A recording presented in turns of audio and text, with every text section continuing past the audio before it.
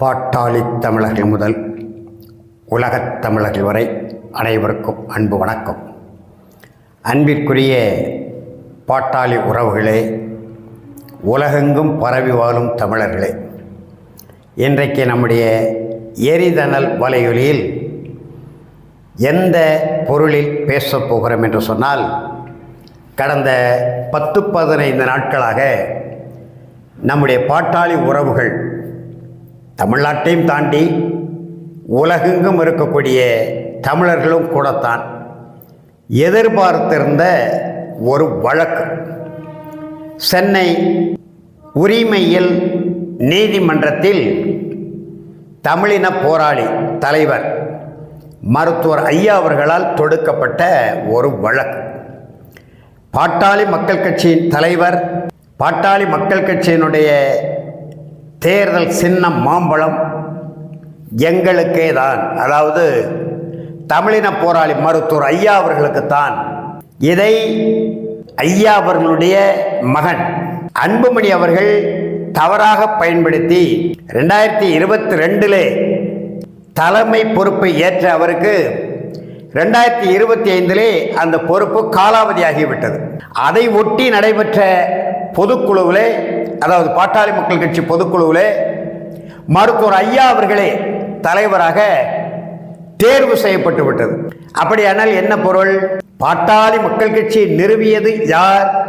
அதற்கு முன்பு வன்னியர் சங்கத்தை கட்டமைத்தது யார்? தமிழ்நாடு முழுவதும் சிற்றூராக, அதாவது கிராமமாக பல வலைவலிகளிலே நாம் பதிவு செய்திருக்கிறோம். மிதிவண்டியிலே போயிருக்கிறார் ஐயா, பேருந்துகளிலே போயிருக்கிறார் ஐயா, முன்பதிவில்லாத தொடர் வண்டியிலே போயிருக்கிறார் ஐயா. தனக்கான தேவைப்படும் பொருள்களை பெட்டியில் வைத்து அவரே சுமந்து கொண்டு போயிருக்கிறார். வரப்பு வாய்க்கால்களுக்கிடையே நடந்து போயிருக்கிறார். அரிக்கன் விளக்கை வைத்துக்கொண்டு சிற்றூர்களிலே தன்னுடைய பாட்டாளி சொந்தங்களோடு அவர் பேசி சிதறி கிடந்த வன்னியகுல தமிழர்களை ஒருங்கிணைத்தார். நூற்றுக்கணக்கான வன்னியர் சங்கங்கள், அந்த சங்கங்களை எல்லாம் ஒரு குடையின் கீழ் அவருடைய அறிவால், ஆற்றலால், பேச்சு திறனால், மக்கள் மீது வைத்திருந்த தீராத பற்றுதலால், ஐயோ நான் பிறந்த சமூகம் இப்படி கிடக்கிறதே, வந்தவன் போனவனெல்லாம் இங்கே ஆளுமை அதிகாரத்துக்கு வருகிறானே, என் சமுதாயத்திலே பிறந்தவர்களுக்கு உரிய கல்வி கிடைக்கவில்லையே, கல்வி கிடைக்காததினாலே ஒரு வட்டாட்சியராக வர முடியவில்லையே, ஒரு கோட்டாட்சியராக வர முடியலையே, ஒரு மாவட்ட ஆட்சியர், ஒரு இந்திய ஆட்சி பணியாளர், இந்திய காவல் பணியாளர், நீதித்துறையிலே வர முடியவில்லையே, பொறியாளராக வர முடியவில்லை, வழக்குரைஞராக வர முடியவில்லை, மருத்துவராக வர முடியவில்லை என்கின்ற வினாவோடு 1980களிலே களம் இறங்கிய மருத்துவர் ஐயா லட்சக்கணக்கான மக்களை அணி திரட்டினார், ஒரே அமைப்பாக கொண்டு வந்தார். அதற்கு முன்பு கிராமங்களிலே, நான் வட மாவட்டங்களிலே ஐயா அவர்களுடைய அன்பு கட்டளை ஏற்று சிற்றூர் புறங்களிலே கிராம மாநாடுகள், ஏராளமான கிராம மாநாடுகளிலே நான் பங்கெடுத்திருக்கிறேன். அப்போது அந்த ஊருக்கு பேச போகும்போது பார்த்தா எல்லா ஊரிலையும் மக்கள் திலகம் மாக்கோராவினுடைய படம் இருக்கும், சிலை இருக்கும், அனைத்து இந்திய அண்ணா திராவிட முன்னேற்ற கழக கொடி பறக்கும், திராவிட முன்னேற்ற கழக கொடி பறக்கும், பொது உடைமை கட்சிகளின் கொடி பறக்கும், பார்த்திருக்கிறேன். குறிப்பாக மக்கள் திலகம் மாக்கோராவினுடைய அந்த கவர்ச்சி அரசியலில், அந்த திரைப்பட மாயையில் கட்டுண்டு கிடந்த அந்த மக்களை ஒரு சமூக விடுதலை என்ற அடிப்படையிலே விடுதலை செய்து சமூகமாக ஒருங்கிணைத்தார். பிறகு சங்கமாக அணி திரட்டினார். பிறகுதான் 80-87 வரை ஐயா அவர்கள் நடத்தாத போராட்டமே இல்லை. ஒற்றை கோரிக்கை தான். இது சமூக நீதியின் பிறப்பிடம், தந்தை பெரியார் பிறந்த மண். ஆனால் இந்த சமுதாயத்தில், தமிழ்நாட்டில் போர்வகுடி மக்களாகிய, வேளாண்குடி மக்களாகிய வன்னிய குல தமிழ் மக்கள் 2 கோடி பேர் வாழுகிறோம். எங்கே பட்டியல் கொடுங்க. எத்தனை வட்டாட்சியர், அதில் வன்னியர்கள் எத்தனை பேர்? எத்தனை கோட்டாட்சியர், அதில் வன்னியர்கள் எத்தனை பேர்? எத்தனை காவல்துறை உதவி ஆய்வாளர், காவல்துறை துணை கண்காணிப்பாளர் எத்தனை பேர்? நீதித்துறையில் எத்தனை பேர்? வழக்குரைஞர்கள். மருத்துவத்துறையில் எத்தனை பேர்? மருத்துவர்கள். பொறியாளர்கள் எத்தனை பேர்? இந்த கணக்கை கொடுங்கள் என்று கேட்டார்.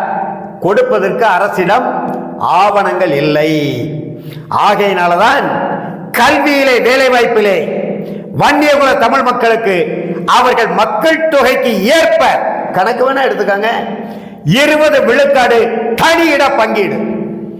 80லிருந்து 87 வரை மிகப்பெரிய போராட்டங்களை ஐயாவே முன்னின்று நடத்தி தமிழ்நாட்டில் ஐயாவுடைய மொழியை சொல்ல வேண்டுமானால் பாளையங்கோட்டை சிறை தவிர மற்ற எல்லா சிறைகளிலும் அடைபட்டு கிடந்திருக்கிறார். அதற்கு பிறகுதான் 87 மிகப்பெரிய 7 நாள் சாலை மறியல் போராட்டம் தமிழ்நாட்டையும் தாண்டி இந்தியாவை குலுக்கியது. அன்றைக்கு பிரதமராக இருந்த பல பேர், மொரார்ஜி தேசாய் முதல் அடுத்து வந்த VP சிங், நரசிம்ம ராவ், இப்படி பல பிரதமர்களை வன்னியகுல மக்கள் மீது, குறிப்பாக தமிழ்நாட்டின் மீது அவர்கள் பார்வையை திரும்ப வைத்த ஒரே தலைவர் தமிழின போராளி மருத்துவர் ஐயா அவர்கள் தான். அறிஞர் அண்ணா அவர்களே அந்த காலத்திலே ஐயாவும் சொல்லுவார். ஐயா அண்ணாவுடைய மேடை பேச்செல்லாம் நிறைய கேட்டிருக்கிறார் நம்முடைய ஐயா, தமிழின போராளி மருத்துவர் ஐயா. அந்த காலத்திலே அறிஞர் அண்ணாவை தென்னாட்டு காந்தி என்று சொல்லுவார்கள். காந்தி நீண்ட காலம் 1920 காங்கிரஸ் கட்சியின் தலைமையை ஏற்று விடுதலை போராட்டத்தை அறவழியிலே நடத்தி இந்த நாட்டுக்கு விடுதலை பெற்று தந்தார் என்று ஏற்றுக்கொள்வோம். அதில் ஒன்றும் பிழை இல்லை. அவருடைய உழைப்பு, அவருடைய ஈகம் அளவிட முடியாத ஒன்று. இந்திய துணை கண்டத்திலே விடுதலையை பெற்று தந்தார். ஆனால் விடுதலைக்கு பிறகு எந்த பதவியிலையும் அவர் வந்ததில்லை. ஆனால் அண்ணாவை தென்னாட்டு காந்தி என்று சொன்னால் எப்படி பொருந்தும்? திராவிடர் கழகத்தில் இணைந்து பேச்சாளராக இருந்தார். ஐயா ஈவேராவுக்கு பின்னணியில் இருந்தார். பிறகு கருத்து முரண்பாடு கொண்டு 1949 திராவிட முன்னேற்ற கழகத்தை தொடங்கினார். திராவிட கழகத்தில் இருக்கும்போதே அவர்கள் திராவிட நாடு தனிநாடு என்கின்ற அந்த முழக்கத்தை தனிநாட்டு கோரிக்கை வைத்து போராடினார்கள். 49 திராவிட முன்னேற்ற கழகம் தொடங்கிய பிறகும் திராவிடர் கழகத்திலிருந்து விலகி அடைந்தோர் திராவிட நாடு, அடையாவிட்டால் இடுகாடு என்றார்கள். பிறகு 62 கைவிட்டார்கள். மொழிவழி மாநிலங்களா பிரிகிற வரை தேர்தலில் போட்டியிடல. 56 மொழிவழி மாநிலம் பிரிந்த பிறகு 57 தேர்தல் போட்டியிட்டார்கள். முதல் தேர்தலில் அறிஞர் அண்ணா சட்டமன்றத்திற்கு போனார். இரண்டாவது 62 தேர்தலே தோற்று போய்விட்டார். 67 தேர்தலே மாநிலங்களவைக்கு இன்றைக்கு நம்முடைய தம்பித்துறை, நம்முடைய அன்புமணி, இப்படி பல பேர் இன்னைக்கு போயிருக்காங்க இல்லையா, அது போல மாநிலங்களவை உறுப்பினராக போனார். 67 கூட்டணி அமைச்சரவை அமைத்து நாட்டின் முதலமைச்சரானார். ஆனால் அவர் எப்படி தென்னாட்டு காந்தி என்று சொல்ல முடியும்?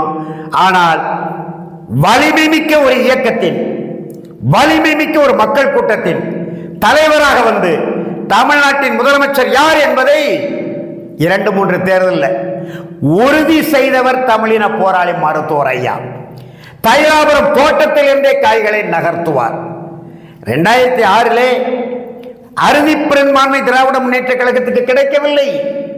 ஐயா கலைஞர் சிந்திக்கிறார், கூட்டணி அமைச்சரவை என்கின்ற நிபந்தனைகளுக்கு நாம் கட்டுப்பட வேண்டியது வருமோ என்று சிந்திக்கிறார். அந்த நேரத்திலே ஐயா கலைஞர் அவர்கள், ஏன்னா 2004 திராவிட முன்னேற்ற கழகத்தோடு பாட்டாளி மக்கள் கட்சி கூட்டணி, ஐயா கலைஞர் அவர்கள் முதுபெரும் தலைவர். 1000 கருத்து வேறுபாடு, கொள்கை முரண்பாடு அதெல்லாம் இருக்கு, அது வேறு. ஆனால் ஒரு மாபெரும் ஆற்றல் வாய்ந்த தலைவராக மிளர்ந்த ஐயா கலைஞர் உதவியை நாடியது தைலாபுரம் தோட்டம். மருத்துவர் ஐயா அவர்கள் காங்கிரஸ் கட்சி நெருக்கடி கொடுத்தது கூட்டணி அமைச்சரவை தான். டெல்லியிலே உங்களுக்கு அமைச்சர் பதவி கொடுத்திருக்கிறோம், தமிழ்நாட்டிலே இன்றைக்கு நீங்கள் சிறுபான்மை. அதனால்தான் அம்மையார் ஜெயலலிதா மைனாரிட்டி கவர்மெண்ட் என்று சொன்னாங்க. ஆனால் அன்றைக்கு ஐயா கலைஞர் அவர்களுக்கு நிபந்தனையற்ற ஆதரவு என்று முதலில் அறிக்கை கொடுத்தவர் நம்முடைய தமிழின போராளி மருத்துவர் ஐயா. அந்த அளவுக்கு ஆற்றல் வாய்ந்த மாபெரும் சக்தியாக இருந்த மருத்துவர் ஐயா அவர் என்றைக்கு முதலில் அவர் ஒரு உறுதிமொழியை கொடுத்தாரோ நாட்டு மக்களுக்கு, எந்த காலத்திலும் என்னுடைய பாத சுவடுகள் சட்டமன்றத்திலோ நாடாளுமன்றத்திலோ பாதம் பதிக்காது என்று சொன்னார். எந்த பதவிக்கும் வரல. அப்படியானால் தென்னாட்டு காந்தி என்றால் அது தமிழின போராளி மருத்துவர் ஐயா அவர்களை தான் சொல்ல முடியுமே தவிர, ஐயாவை ஏற்றுக்கொண்டாலும் அறிஞர் அண்ணாவை சொல்ல முடியாது. காந்தி பதவிக்கே வராமல் நாட்டு விடுதலை, சமூக விடுதலைக்காக எந்த பதவிக்கும் வராம நம்முடைய தமிழின போராளி மருத்துவர் ஐயா அவர்கள் இன்றைக்கும் போராடி கொண்டிருக்கிறார்கள். இந்த நிலையில இந்த உரிமையல் நீதிமன்றத்தில் ஐயா உரிமையல் நீதிமன்றம் வழக்கு தொடுத்தது அன்புமணி தரப்பார் மீது அல்ல, தேர்தல் ஆணையத்தின் மீது. ஆனால் ஏற்கனவே பதிவு செய்தது போல சமன் இல்லாமல் ஆஜரானது போல இவர்களும் மூக்கை நுழைத்து இன்றைக்கு வழக்கு விசாரணைக்கு வரும்போது அன்புமணி அவர்கள் தரப்பிலே ஒரு மனு தாக்கல் செய்யப்பட்டிருக்கிறது. அதை நினைத்தால்தான் நமக்கு நெஞ்சம் பதறுகிறது, இரத்த கண்ணீர் வடிக்கக்கூடிய நிலைக்கு நாம் தள்ளப்படுகிறோம். இவ்வளவு பெரிய மாமனிதன். அவர் பிறந்தது விழுப்புரம் மாவட்டம் திண்டிவனம் அருகே உள்ள ஒரு சிற்றூர் கிராமம், தைலாபுரத்திலே வாழ்ந்து கொண்டிருக்கிறார். நானெல்லாம் தெற்கு மூலையில் பிறந்தவன். இப்படி தமிழ்நாடு முழுவதும் இந்தியா முழுவதும் ஐயா அவர்களை உண்மையாக நேசிக்கின்ற பல பேர் இன்றைக்கு கண்ணீர் வடிக்கிறேன். என்ன குற்றச்சாட்டு வேணாலும் சொல்லட்டும் ஐயா மீது, அது தந்தை மகன் உறவு இருக்கு, அது பிறகு பார்த்துக்கலாம். ஆனால் 87 அகவை ஆகிவிட்டது. அவருக்கு சிந்திக்கிற ஆற்றல் இல்லை, செயல்படுகிற ஆற்றல் இல்லை, முடிவெடுக்கக்கூடிய ஆற்றல் இல்லை என்று கொஞ்சம் கூட மனச்சான்று இல்லாமல் ஐயா அன்புமணி அவர்களே, உரிமை உணர்வோடு உங்கள் மீது மிகுந்த மரியாதையோடு கேட்டுக்கொள்கிறோம். மனச்சான்று உங்களுக்கு இருக்கிறதா? போன வாரம் மறைவுற்ற ஐயா நல்லக்கண்ணு 100 அகவை வரை அரசியல் செய்தாரா இல்லையா? 100 அகவையிலே அவரை யார் பார்க்க போனாலும் அவர்கள் பார்க்கிற தோற்றம் நானே பார்த்தேன். ஒரு 6 மாதங்களுக்கு முன்பு மிகப்பெரிய புத்தகத்தை படித்துக் கொண்டிருந்தார் அவருடைய அலுவலக அறையிலே. அதே போல ஐயா கலைஞர் அவர்கள் 95 அகவையை தாண்டியும் இன்றைக்கு மாண்புமிகு முதலமைச்சராக பதவி வைக்கின்ற மரியாதைக்குரிய மு.க. ஸ்டாலின் அவர்கள் உங்களை போல் செய்யவில்லையே. கலைஞர் அவர்கள் உயிரோடு இருக்கும் வரை அந்த தலைவர் பதவி அவருக்குத்தான் என்று அவரிடத்திலே தானே வைத்திருந்தார். அண்ணா திராவிட முன்னேற்ற கழகத்தை தொடங்கும் போதும் தலைவர் தந்தை பெரியார் தான். திராவிட முன்னேற்ற கழகத்துக்கு தலைவர் கூடாது, பொதுச் செயலாளர் வகுத்தார வகுக்கவில்லையா? அந்த பெரியார் 94 அகவை வரைக்கும் அவர் இறப்பதற்கு முதல் நாள் கூட சென்னை தியாகராய நகரிலே பொதுக்கூட்டம் பேசிவிட்டு தானே அவர் மறைந்தார். அவர் மறைந்த அன்றைக்கு ஐயா கலைஞர் அவர்கள் முதலமைச்சராக இருந்து கொடுத்த அறிக்கையினுடைய அந்த ஒரு சொல் இன்னைக்கும் நிலைத்து நிற்கிறதே. தந்தை பெரியார் தனது சுற்றுப்பயணத்தை நிறுத்தி கொண்டார். எந்த அகவையில்? 94 அகவையில். அதே போல மூதறிஞர் ராஜாஜி 93 அகவை வரைக்கும், 93 அகவை 73. அப்படியானால் அவருக்கு 1967 தேர்தலை சந்திக்கின்ற பொழுது இன்றைக்கு ஐயாவுக்கு என்ன அகவையோ அதே 87 அகவை மூதறிஞர் ராஜாஜி. திராவிட முன்னேற்ற கழகத்தின் அதுவரைக்கும் குள்ளுகப்பட்டர் என்று வசைமொழி பெற்ற ராஜாஜி அண்ணாவோடு ஆற தழிவு நின்று அந்த கூட்டணி அமைத்து 20 ஆண்டு கால காங்கிரஸ் ஆட்சி வீழ்த்துவதற்கு பயன்பட்டாரா? பயன்படல. 87 வயசுல நம்முடைய அன்புமணி ஐயா அவர்களை சொல்றேன். ஏன் நீங்க சிந்திக்க மறுக்கிறீங்க? திடுமண உங்க நேர்காணல் ஒன்று வந்தது பார்த்தேன். அதுல நீங்க சொல்றீங்க, அன்புமணி அவர்களே மரியாதையாக சொல்கிறேன், எங்கள் சின்னையா அவர்களே நீங்கள் சொல்றீங்க அந்த நேர்காணல்ல 108 வாகனம் நீங்க தான் விட்டீங்க. ஐயாவுடைய அறிவுரை ஏற்று பரிந்துரை ஏற்று லட்சக்கணக்கான மக்கள் குமரி முதல் இமயம் வரை காப்பாற்றப்பட்டிருக்கிறார்கள். யாரும் மறுக்க முடியாது, மறைக்க முடியாது. ஆனால் அந்த 108 வாகனம் தமிழ்நாட்டிலே திராவிட முன்னேற்ற கழகம் விட்டது போல் இவர்கள் பரப்புகிறார்கள் என்று நீங்க சொல்றீங்க. ஆனால் வினாக்க தொடுக்கிறவர்கள் கேட்கிறார். அதற்கு முன்பு 5-6 மாநிலங்களில் நான் தொடங்கிவிட்டேன். அமெரிக்காவில் பார்த்த ஒரு நிகழ்வு எனக்கு இந்த வாகனம் விடுகிற சிந்தனை வந்தது என்று சொல்றீங்க. 5-6 மாநிலங்கள் நான் தொடங்கி விட்டேன் என்று சொல்லும்போது எந்த மாநிலத்தை எப்போது தொடங்கினீர்கள் என்ற வினா வருது உங்களை நோக்கி. எனக்கு நினைவில்லை என்று சொல்லுகிறீங்க. அன்புமணி அவர்களே, இன்றைக்கு உங்களுக்கு 56 அகவை என்று நினைக்கிறேன்.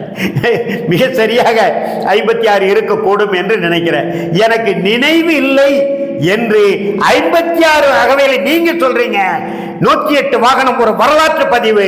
அது தொடங்கப்பட்ட நாள் உங்களுக்கு தெரியவில்லை. எத்தனை ஒன்றிய அமைச்சர்கள் ஐயா உருவாக்கி இருக்கிறார். நம்முடைய தலித் எழில்மலை, நம்முடைய பொன்னுசாமி, நம்முடைய ஆக்கி மூர்த்தி, அதே போல வேலூர் மாவட்டத்தில் சண்முகம், அதற்கு பிறகு இந்திய ஆட்சி பணியாளர் எங்க மாவட்டத்திலே மாவட்ட ஆட்சியராக இருந்தார் அரங்க வேலு, அவர்களுக்கெல்லாம் துணை அமைச்சர் பதவி தான் கிடைத்தது. ஆனால் 36 வயதிலே உங்களை மாபெரும் அமைச்சராக, பிரதமருக்கு அடுத்து, தலைமை அமைச்சருக்கு அடுத்து, மன்மோகன் சிங்கிற்கு அடுத்து ஒரு 2வது 3வது 4வது 5வது அமைச்சரவைக்குள் இத்தனை ஆற்றலை பயன்படுத்தி வாதுரை செய்திருப்பார் உங்களுடைய தந்தையார், எங்களுடைய ஐயா. கலைஞரிடத்திலே எத்தனை முறை தொலைபேசியில் பேசியிருப்பார். அன்புமணிக்கு நீங்கள் பரிந்துரை செய்யுங்கள், சோனியா காந்தியிடம் பேசுங்கள், மன்மோகன் சிங்கிடம் பேசுங்கள் என்று உங்களுக்கு கேபினெட் அமைச்சரவை இடம்பெறுவதற்கு, சுகாதாரத்துறை, மக்கள் நலவாழ்வுத்துறை கிடைப்பதற்கு எவ்வளவு அரும்பாடுபட்டிருப்பார். அந்த ஐயாவை பார்த்து 87 அகவையாகிவிட்டது, அவருக்கு ஆற்றல் இல்லை என்று கொஞ்சம் கூட மறைச்சான்று இல்லாமல்.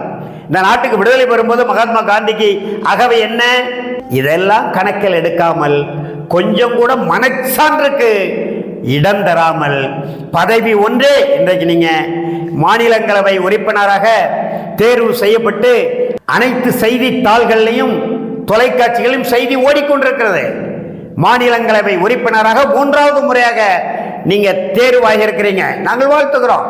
அங்க போய் கடமை ஆற்றுங்க. ஏற்கனவே என்ன கடமை ஆற்றுனீங்கன்னு எங்களுக்கு தெரியும், ஊடகத்தில் வந்தது. நீங்க எத்தனை முறை பேசுறீங்க, எவ்வளவு நேரம் பேசுறீங்க, எந்த பொருள் எடுத்து பேசுறீங்க, தமிழ்நாட்டின் உரிமைக்காக வீறு கொண்டு எழுந்த காட்சிகள் எல்லாம் நாங்க பார்த்தோம். சிரிப்பு தான் வரும். சரி, அதற்குள்ள போக நாங்கள் விரும்பவில்லை. உங்களை வாழ்த்துகிறோம், அது செய்தி.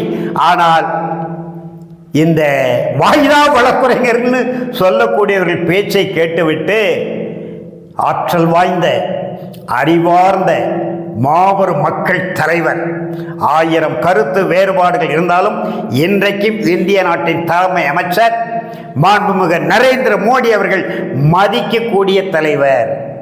இதற்கு முன்பு தலைமை அமைச்சராக இருந்த மன்மோகன் சிங் மதிக்கக்கூடிய தலைவர். எல்லாவற்றுக்கும் மேலாக ஆகச் சிறந்த தலைமை அமைச்சராக இருந்த விபி சிங் மதிக்கக்கூடிய தலைவர். என் தமிழ்நாட்டையும் கடந்து இந்தியாவெங்கும் அனைத்து கட்சி தலைவர்களும் தமிழ்நாட்டின் ஒரு மாபெரும் தலைவர், மக்கள் தலைவர், புரட்சியாளர் டாக்டர் ராமதாஸ் என்று சொல்லக்கூடிய அளவுக்கு, மதிக்கக்கூடிய அளவுக்கு உள்ள தலைவரை, ஐயாவை. இன்றைக்கும் அவர் வாரம் ஒரு முறை தைலாபுரம் தோட்டத்திலே கூட்டத்தை கூட்டுகிறார். பாட்டாளி சொந்தங்களை சந்திக்கிறார். பாட்டாளி சொந்தங்களுக்கு வழிகாட்டுகிறார். பாட்டாளி சொந்தங்களை உற்சாகப்படுத்துகிறார். கட்சி கட்டமைப்பை வலிமைப்படுத்த வலியுறுத்துகிறார். பல்வேறு நிகழ்ச்சிகளில் பங்கெடுக்கிறார். நேர்காணல், ஊடகவியலாளர்களுக்கு நேர்காணல் கொடுத்து கொண்டிருக்கிறார். எவ்வளவோ உள்ளம் உறுதியாக இருக்கிறது, நெஞ்சுரம் வாய்ந்ததாக இருக்கிறது, உடலில் வலிமை இருக்கிறது, சொல்லில் தெளிவு இருக்கிறது, ஆற்றலில் பேராற்றல் கொண்டவராக திகழ்கிற மருத்துவர் ஐயா அவர்களுக்கு அகவை 87 ஆகிவிட்டது. முடிவெடுக்கும் ஆற்றல் இல்லை என்று மனச்சான்று இல்லாமல் மீண்டும் மீண்டும் உங்களுக்கு சமனே இல்லை, தேவையற்ற வகையிலே மூக்கை நுழைத்து நீதிமன்றத்திலே அப்படி ஒரு பதிவை, வரலாற்று பிழையை செய்ததை எந்த தமிழரையும் ஏற்க முடியாது. இன்றைக்கு நீங்கள் உங்கள் மனச்சான்றை அடகு வைக்கலாம். என்றாவது ஒரு நாள் இதற்காக வருத்தப்படக்கூடிய, மிக மிக மிக மிக நொந்து வெந்து வருத்தப்படக்கூடிய சூழல் உறுதியாக உருவாகும் என்பதை எச்சரிக்கையோடு தெரிவித்து, பாட்டாளி சொந்தங்களே, கொஞ்சமும் அசராதீர்கள், கவலைப்படாதீர்கள். ஐயா அன்புமணியை பற்றி சிந்திக்காதீர்கள். வலிமை மிக்க தலைவராக, ஆற்றல் மிக்க தலைவராக, அறிவார்ந்த தலைவராக நம்முடைய தலைவர், தமிழின போராளி மருத்துவர் ஐயா அவர்கள் நம் பக்கம், மக்கள் பக்கம் நிற்கிறார். 2026 தேர்தல் களத்திலே ஐயா அவர்கள் சுட்டுகின்ற திக்கு நோக்கி பயணிப்போம், வாகை சூடுவோம், வாருங்கள் என்று கூறி விடைபெறுகிறேன். நன்றி, வணக்கம்.